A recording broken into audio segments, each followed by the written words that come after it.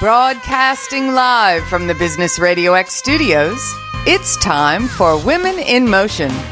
Brought to you by WBEC West. Join forces, succeed together. Now, here's your host.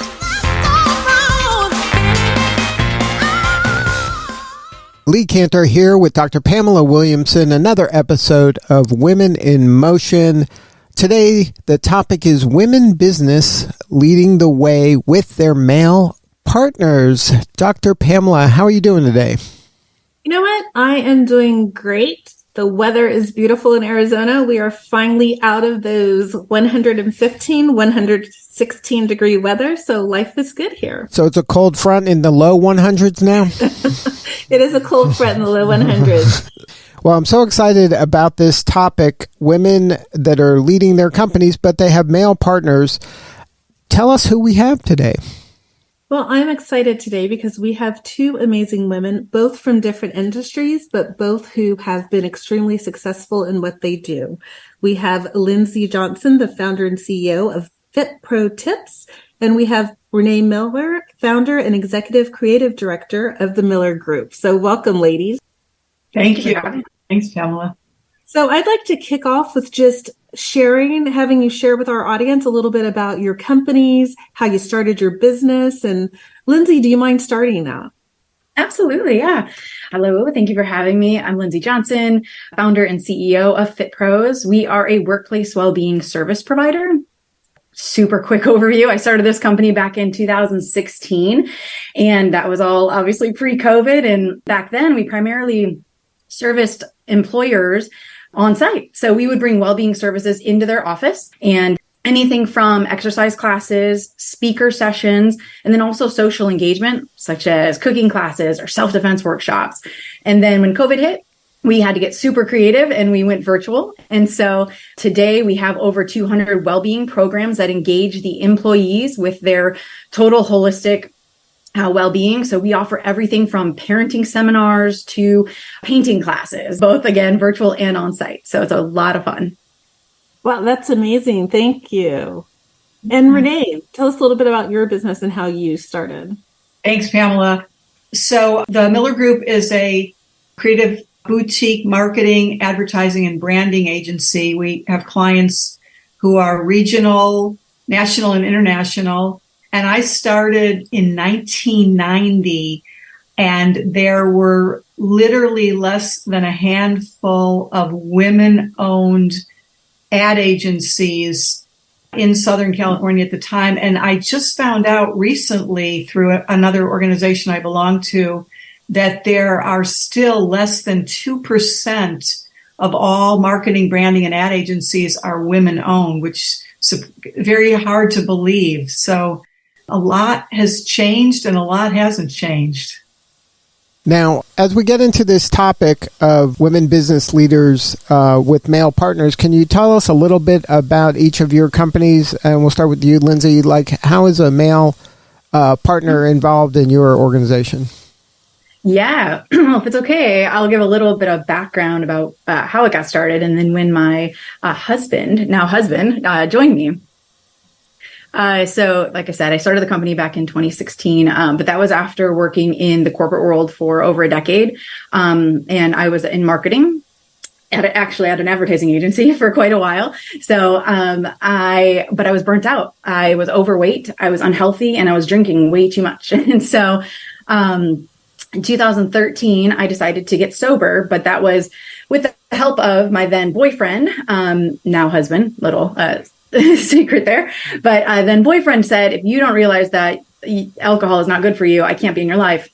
So we split up, and I went on this self journey to find myself, and got out of the corporate world and became a personal trainer, health coach, and yoga teacher.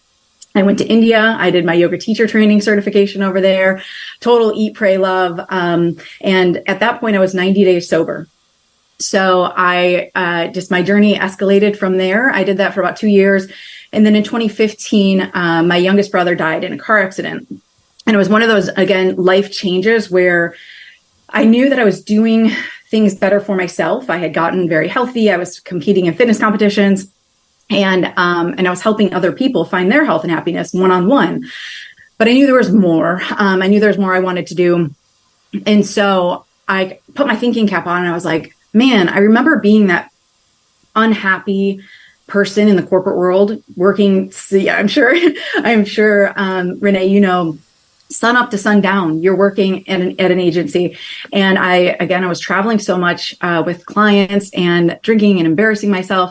I was like, how can I bring these resources to employees who could be suffering the way I was? And that's when it took a couple months. My brother died in June. It was September, October, I decided to go backpacking through Asia. So it was in Asia. I was there for about 3 months and I started writing a business plan. I put together the experiences I was having back in the corporate world with my newfound knowledge of health and fitness and meditation and yoga and how all of that brought peace to me. And that's where FitPros was born. I started the company in January 2016. And today we are a global well-being company helping phenomenal employers around the world bring the gamut of activities to their employees, because everybody is going through something, but we're not all going through the same thing. So some people need, they need to feel that they belong within their company. They need to grow within their career. It's sometimes people just need some tools to meditate. So we do the gamut of those things. So I apologize. So how did your now husband kind of join back in? Like, how did that occur? What was the catalyst for that?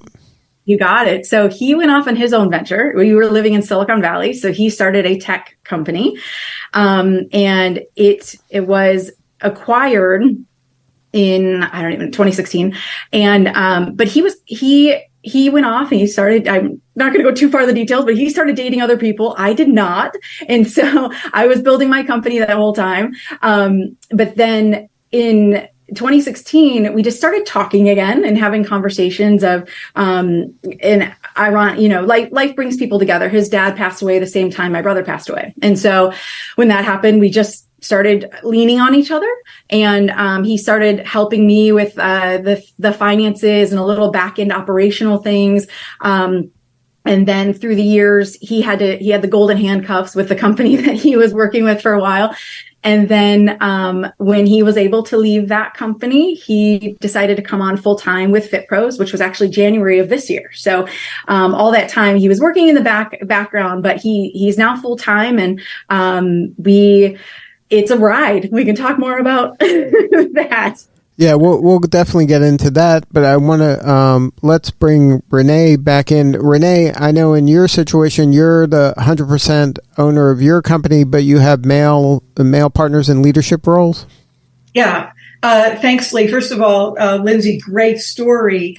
One thing I want to mention: it looks like there's a theme here today, which is life changes. And as Lindsay said, the advertising, marketing, and branding business is very, very difficult. So before we get into the partner part of it, I do want to mention that we had very kind of a similar situation to you, in that it's like we all kind of came to the idea of how can we be more of service to the planet. So we're going through a transition with the company, and we've been focused on purpose-driven business, and now we're stepping it up and focusing on sustainability, so sustainable initiatives.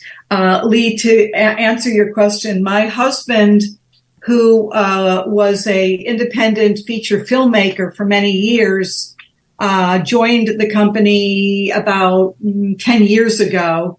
And he does all of our video production. We're able to provide very high level video to clients at a fraction of the price they would pay an ad agency, because of all of his relationships with directors and editors. So he's been involved. And I've also had a consultant who's been part of the agency now for 18 years, Bill Williams, who's phenomenal. He's an amazing researcher.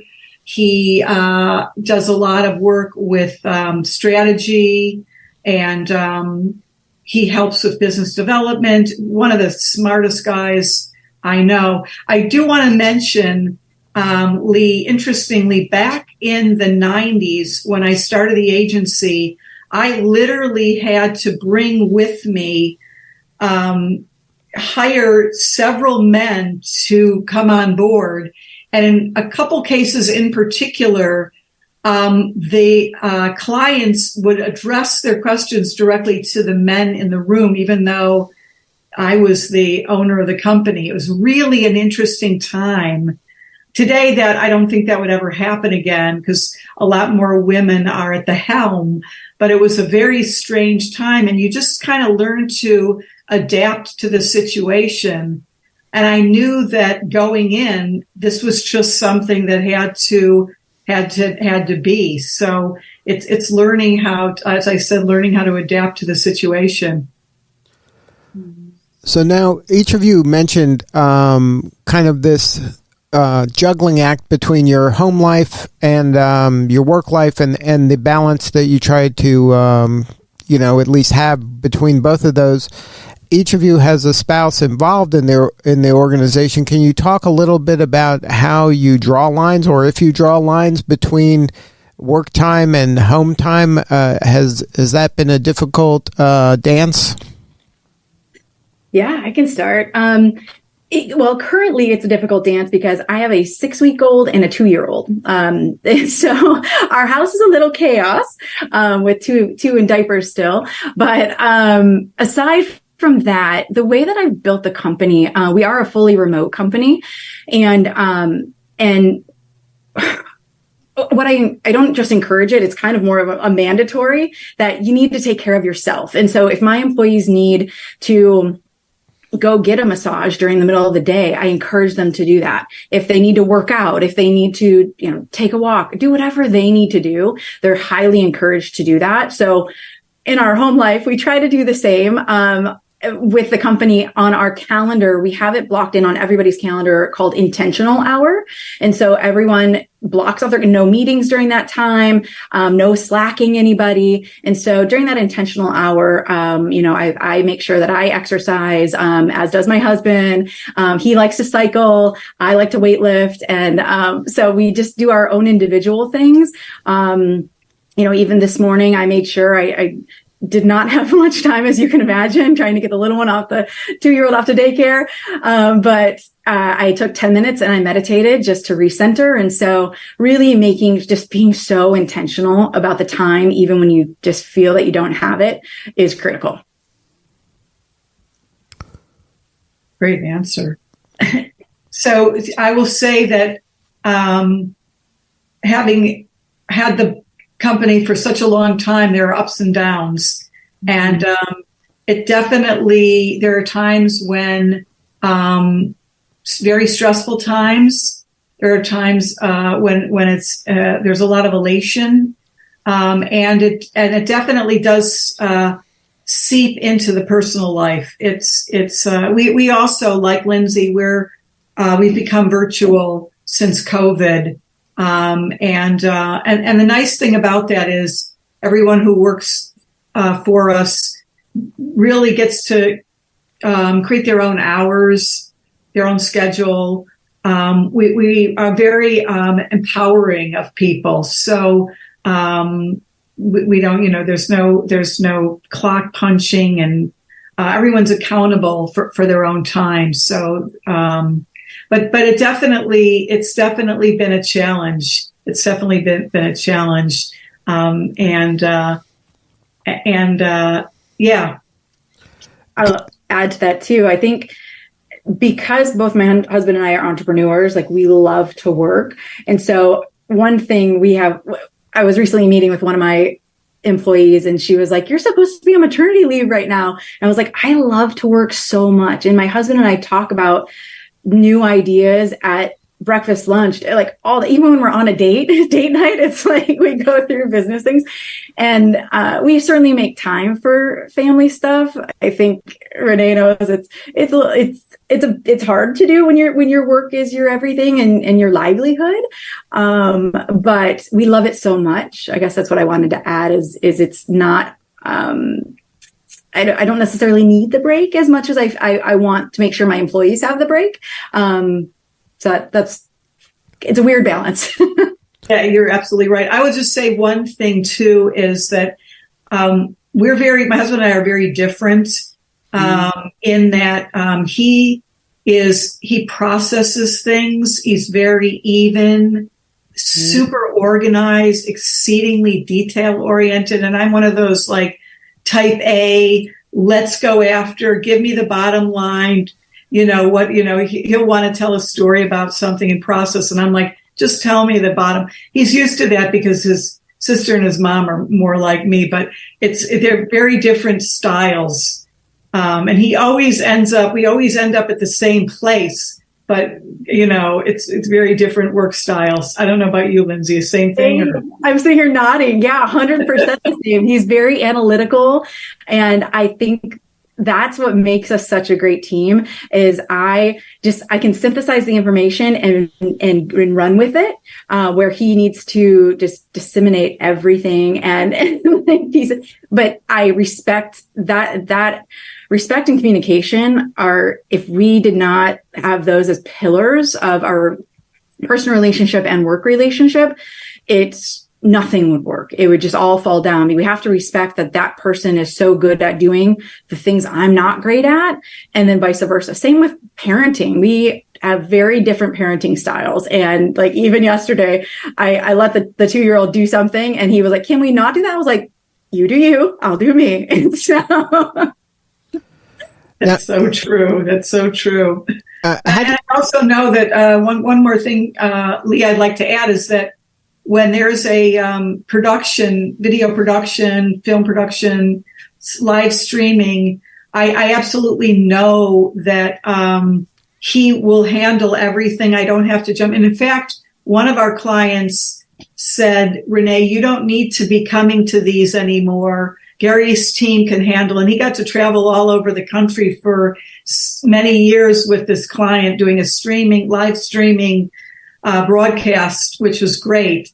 And I know that if I put anything video in his hands, I don't have to worry about it. Mm-hmm. Now, how do you see your relationship impacting the culture that you have at your organizations? Like, how does the rest of the team feel, or how do they kind of deal with your relationship? Is that helping them be better? Like, is it improving the quality of the operation? Like, how do you see your relationship kind of impacting corporate culture? That's a really great question. I think I need to survey my employees and ask them, I think, too, again. But I'll give an example. We were at a team retreat a year ago, and one of my male employees, when we met in person, he was like, "I'm so relieved to see the respectful affection, I guess." That Andrew, my husband, and I have together when we were in person. That male employee was able to see that we do hold hands and we do, we're, no PDA of any of that sort, but we respect each other. And because when we're virtual, the employees only saw us being very professional in our boxes. He has his office, I have my office, and I keep the lines very intentional. If my husband's out of line, which, matter of fact, about a month ago, there was a situation where he said something an employee didn't agree with, someone else on our leadership team. And I had to basically tell my husband, like, that's not okay. What you said was not appropriate. And then also address a situation with her because the way she reacted was. So I have to be very intentional about taking my role as the CEO very seriously, because I'm running a company here at the end of the day. And, my husband and I have an agreement that if I have to treat him like every other employee, because if I was to give him fair treatment, everyone else would leave. That's not okay for them. So it's a fine line, but I hope that my employees feel that that I take their opinion and feedback just in the work situation just as seriously as I intake all of his.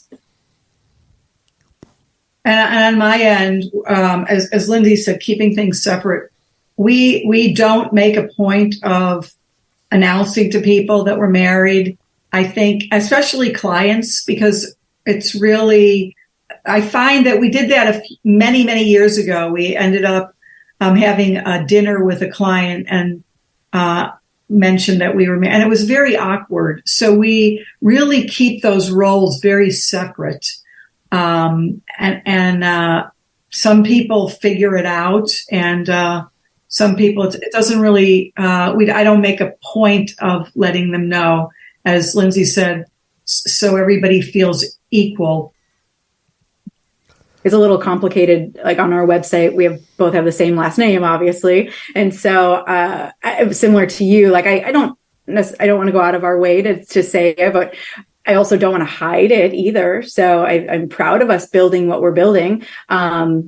So it's a weird situation there, because I've had a similar thing with a client. They were like, "Oh, your husband worked with you," and the way that she replied, it was almost like a downgrading what I've built. And I'm like, "Whoa, that's not okay. Just because he's phenomenal at things I'm not so great at, that we're a great partnership." So there are awkward situations, which I don't know why society does that. Yeah, it's very interesting. Now, you mentioned that stylistically, you each have your own kind of way of doing what you do in each of your organizations. Can you talk about how you celebrate wins? Like, is the way you celebrate wins different, or is that something where maybe you surprise each other about how one of you celebrates in one way and then the other a different way? Like, is there anything around that you can share? Yeah, I can start. I think a difference between us is that I'm a very empathetic person. So I communicate, my love language, I guess, would be more attentiveness and just get in acts of service and gifts. And so I like to, give my employees certain things. Like when we're in person, when we're having a team retreat or a team meeting, I like to ensure that the food display has something that everybody likes, right? Where my husband is, he is great at, we have a Slack channel that's called the Winning Channel that he started, and we celebrate wins in there. All of our sales go through that. So like when there's a sale, everyone cheers on the sales there. And he's also more, he's better at monetarily rewarding our employees than I am. So I think that I like to be the acknowledgement of and recognition, where he's better with the financial side and documenting wins. How about you? So for me, I would just say a couple of words when you talk about celebrating wins. I'm the eternal optimist, and he calls himself the realist. Mm-hmm. So I'm always looking at the glass half full. I wouldn't say he looks at the glass half empty, but he says, he's much more of a realist.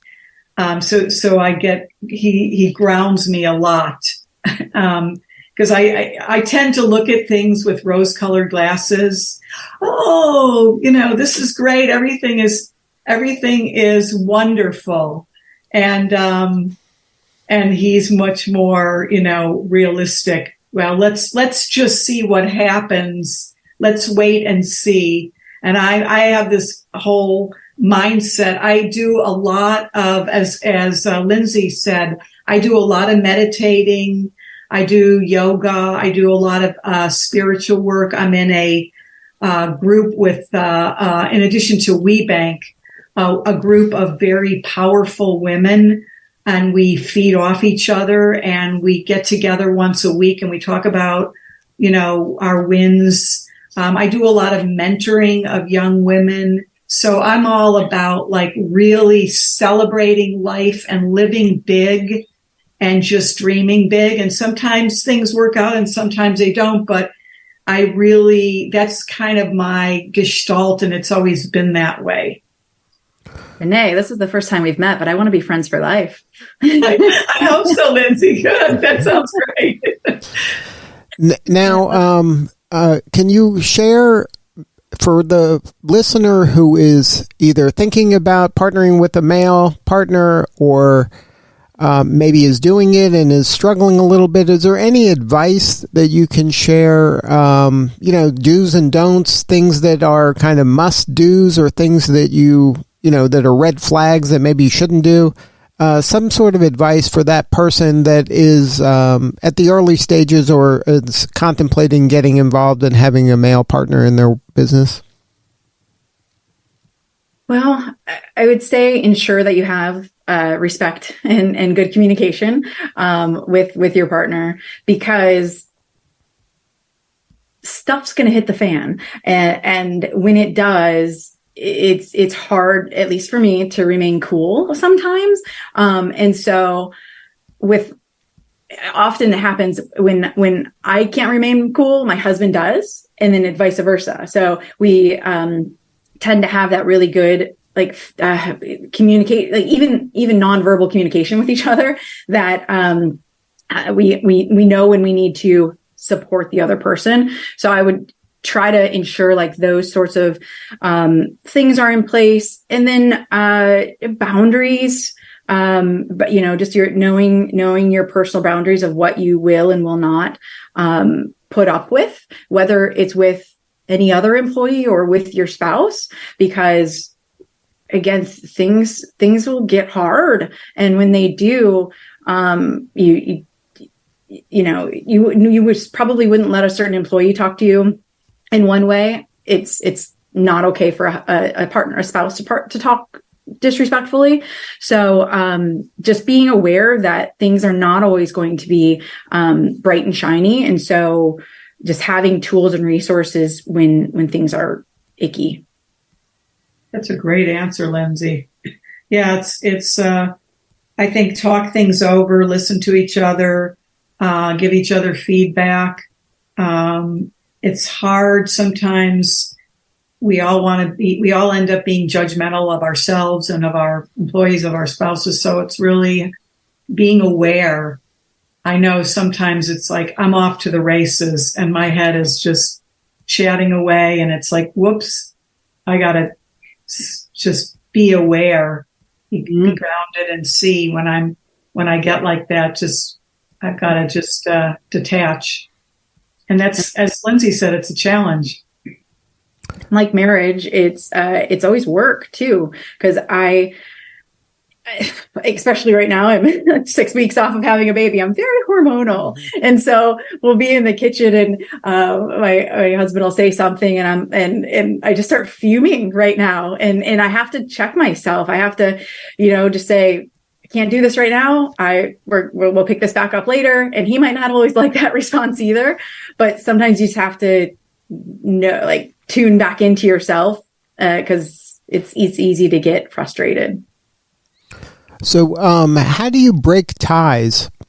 Do you have as a policy, sometimes if there's a disagreement, that's an automatic no, or is there kind of rules you have when it comes to disagreements? Define break ties. So are you saying? So say you believe in, we should go on the path to the left, and your partner believes we should go on the path to the right. Mm-hmm. What do you do? I don't know, Renee, you want to take this one first?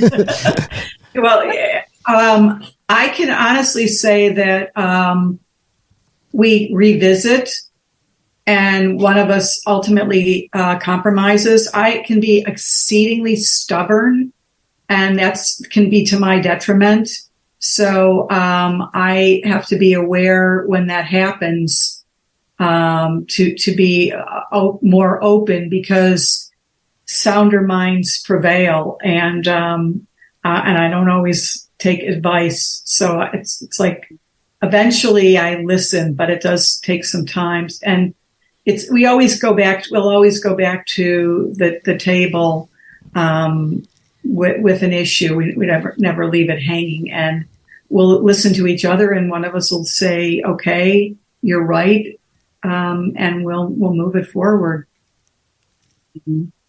I think why I had to tee it off to you, because I needed a moment to gather my thought, because we're actually very deep in the middle of a not seeing eye to eye on something right now.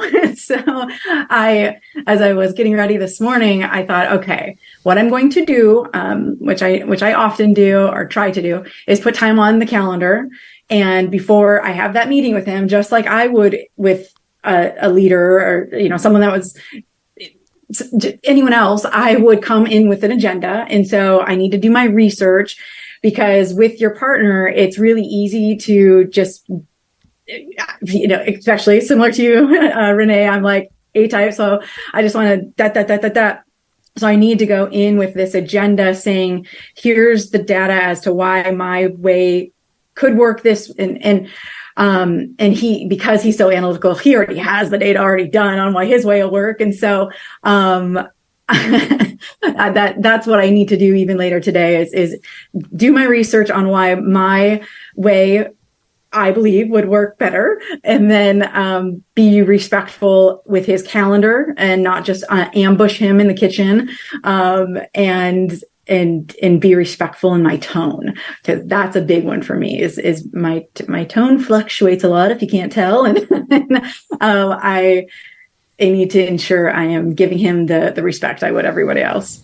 So, and that's great advice. And that just really, I think from both of you, is just pause and breathe a little, and then kind of look at this through fresh eyes, knowing that each of you have the same true north. You're each trying to get to the same place, and everybody's heart's in the right place, and not get personal or allow kind of emotions to really dictate how you're going to behave and how you're going to react to whatever the person's saying. Just listen like you would anybody else, but don't let kind of the history kind of pile on to the ultimate decision, because ultimately you're all trying to go to the same place. You each have the same goals. You each have the same kind of values and beliefs and true north. So you're going to get there, and know that they may have a differing opinion, but they have the best interest at heart, and give them the benefit of the doubt. Yeah, and detach from the results. There you go. Yeah. That's 100%. Well, amazingly said, Lee. And if we think about it, that's, why I married this human so many years ago, because of the end goal. Like, we ultimately have these same ambitions in life, and, kids and travel and home and all the things. So we have those same things in business. So just bringing it back to what the intention is. Well, before we wrap, I'd like to give each of you a chance again to share maybe your ideal client, and then your website, so people can get a hold of you. So who would be, Lindsay, your ideal client, and the problem they're having, and the website, and the best way to get a hold of you? Yeah, you got it. Our website is fitpros.com, FITPROS.com. And our ideal client is a corporation that is seeking to enhance the well-being needs of their employees. So that again means something different for everyone. And so what we do is we work with the employer group to survey their employees to find out what the employees feel that they need to help their work-life balance. And then we also intake their data. So from their medical claim data. So if the health insurance is saying that they have high mental health claims, or they have ergonomic problems, we intake that data, and then we design a custom well-being program to meet their needs, to help lower their claim data. And then also, looking at the survey data, hearing what the employees believe that they need. So a lot of, we really can work wonders with helping the vast majority of employees when we have that information. And again, we help companies that are both remote and hybrid or on-site with custom programming. So any employer, typically over 100 to 200 employees, up to 5,000 is our sweet spot, but we have some clients with 50,000 employees. So we really work the gamut to design annual long-term sustainable wellness plans. Great. Renee? Great. So we like long-term clients who bring us a challenge and say, help us solve it. Clients looking to be collaborative, curious about sustainability. They may or may not have a sustainable initiative program in place. We work directly with marketing directors, sustainability directors, people, again, who really value what a marketing partner can bring to their business and have a need. And it's always good when we have a client who comes in and says, here's my challenge, can you help me solve it? Those are the most amazing clients versus, hey, I need a website, because we'll always go back and say, or I need you to do email marketing, and we'll say, a problem looking for a solution. Always bring it back to what is your challenge? What do you need help solving? And the size of the clients, as I think Lindsay mentioned, our clients range from regional brands all the way up to international. But the biggest thing is that they understand marketing, branding, and they're looking at us as a collaborative partner. And the website, Renee? millergroup.com. Good stuff. Well, thank you both so much for sharing your story today. You're doing such important work, and we appreciate you. Thank you so much for having us. This was a lot of fun. Pamela? Thanks, Leah. Thanks, Pamela. Pamela, any last words? Lee, you did such a great job wrapping up. I've got nothing this time except to just say thank you both. The information you provided was phenomenal, and I'm sure our audience walked away with lots of nuggets today. Thanks, Pamela. Stay cool in Arizona. Thank you so much. Weather. All right. Lindsay, great to meet you. Great to meet you, Pamela and Lee as well. Thank you. Thank you all so much. All right. This is Lee Kantor for Dr. Pamela Williamson. We will see you all next time on Women in Motion.